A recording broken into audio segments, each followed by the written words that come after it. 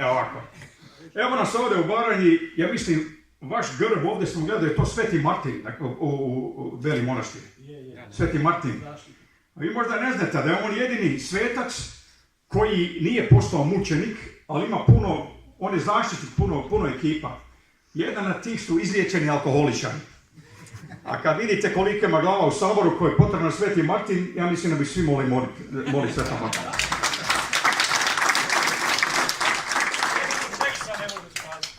Veoma šale, vatrna voda, kad bi ga zapalio, gori bi ko baklja. Ništa, evo, dragi prijatelji, Hosovci, imao sam bojno Hosa, vi ste najbolje glave. Rekao sam danas tamo gdje smo bili kod našeg domaćina, da nije bilo vas, ja ne bi pričao ratne priče ovdje i vas terorizirao, ali evo nas, zahvaljujući vama, ovo je druga runda. Hvala što ste došli u ovome broju. Kad spominjemo svece, sjetimo se isto jednoga, njega moram provjeriti, to je Sveti Maturija, koji čuva ljude od budale, on je zaštitnik na štiti od budala. Trebamo se njemu moliti, jer imamo takve koliko hoćete u Hrvatskoj, ali onda imamo hibridnih Srba, cincarskih planena, jugozomboida i imamo pun kufer posla. I još ste vi ovdje i morate voditi primjerom kako ste vodili u ratu. Evo imate tu zapovjednika, bio je boksač, ima dobar desni direkt sigurno, teška kategorija, takve glave trebamo opet. Nemojte očajavati, morate shvatiti jednu stvar da u ovom živimo u svijetu gdje se kreira jedna percepcija stvarnosti koja nije stvarnost. Ja sam sad nažderao sa 10.000 kalorija. Moja baba izašla, ne smijemo babi, ne smijemo obitelji govoriti da mi je zapovjed, ali ne mogu, moram se babi sjećati. Moja baba izašla je, ona iz Bosanske Posavine, sve je bilo oduzeto. I baba, djed je, prvo je bio HRSS, to je ona prva oporbena stranka koja je bila jedina tamo u 1920. neke. Onda je Trizulje položio, znamo koju zakletu. I to ga je koštalo, gulio je 10 godina je gulio od kapedom Zenici. I onda još 5 godina gubika građanskih prava.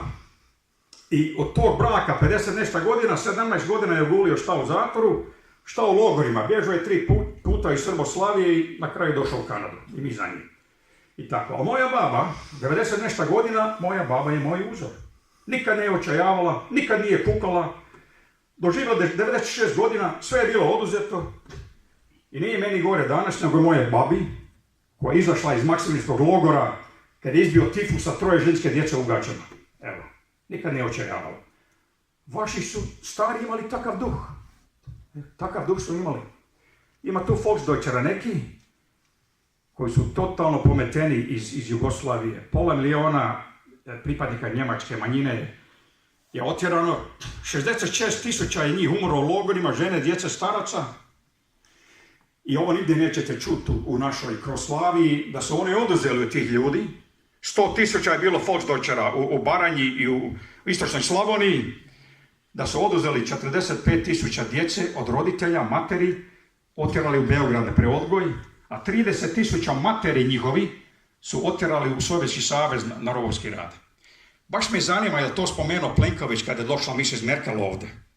I to je oduzeta imovina, 10.000, da ne govorim, posjeda i tako dalje. Plan i program. Kakav plan i program? Ko će čitati plan i program? Ima jednostavan plan i program. A to je jedan od točaka ove. Neovisni uključiti hrvatsku dijasporu, koji vani ima do 3 miliona. Vani, a njima treba 3 godine za državljanstvo. Sad dolaze izbori. Ali ne. Jugozomboidi, duboka udbaška država, postavili je zamku tim ljudima. Oni imaju nekretnine ovdje. Ulažu 100 milijune dolara dolaze svake godine. Daću vam samo jedan primjer. Čuli svoju od Ministarstva regionalnog razvoja i europskih fondova, ovo sadašnje vlade, da je došlo od 2013. godine, kad smo ušli u Evropsku uniju, da smo mi u plusu 14,5 milijardi kuna. Dobro. Ali Hrvati izvan domovine šalju svake godine ovdje minimum, što je zabilježeno kroz HNB, 16,5 milijardi kuna i još duplo više. Dođe glava, da sestri $400, ali ne. On mora letiti 6 sati da glasuje. Imate možda, ja mislim, 300.000 Hrvata u Kanadi za glasanje. Znate koliko se registriralo? 1100. Namjerna sabotaža. Ovo je druga runda, jer mi smo dozvolili da nam bivši udbaši, jugozomboidi, pripadnici centralnog komiteta da nam zauzmu državu. Ali ovo je samo druga runda. Povijest nije vodoravna, ona je ciklična. Carstva se dižu, padaju, dižu. Mi smo još ovdje i to je najvažnije. Hrvati su ovdje, naša zemlja je ovdje. A da vas nije bilo 1991. to bi još visila slika ne hrvatskog grba, nego pomoćnika krvavoga bravara. I to vam moram opet zahvaliti. Još smo ovdje. Šta reći na kraju? Plan i program. Sve oni imaju plan i program, to sam rekao. Svako ima plan i program, dok ne dobije šaku u glavu. Mi smo ta šaka. Treba njih nokautirati, da više ne gledamo. I šta reći na kraju? Vjerujte u sebe, u Hrvatsku, nemojte očajavati.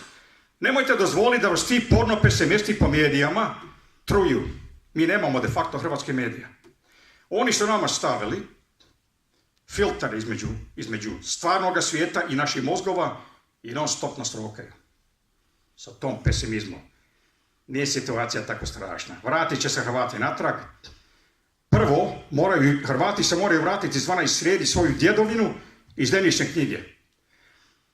Kažu meni Glasnović, svi su zemljišne knjige digitalizirane, ali 5% samo ispravno. A katastar iz 19. stoljeća. To je naša zemlja i star na kraju, evo, šta reći. Ako ste vjernici, imate tamo poglavlje 10, Matija, gdje Krist zapovjeda, ovo Krist zapovjeda. Izgonite đavle, demone, to smo mi ćemo njih nokautirati, mi smo još ovdje, tu je kršćanstvo 1400 godina i bit će sve ok. Bog je Hrvati i za dom.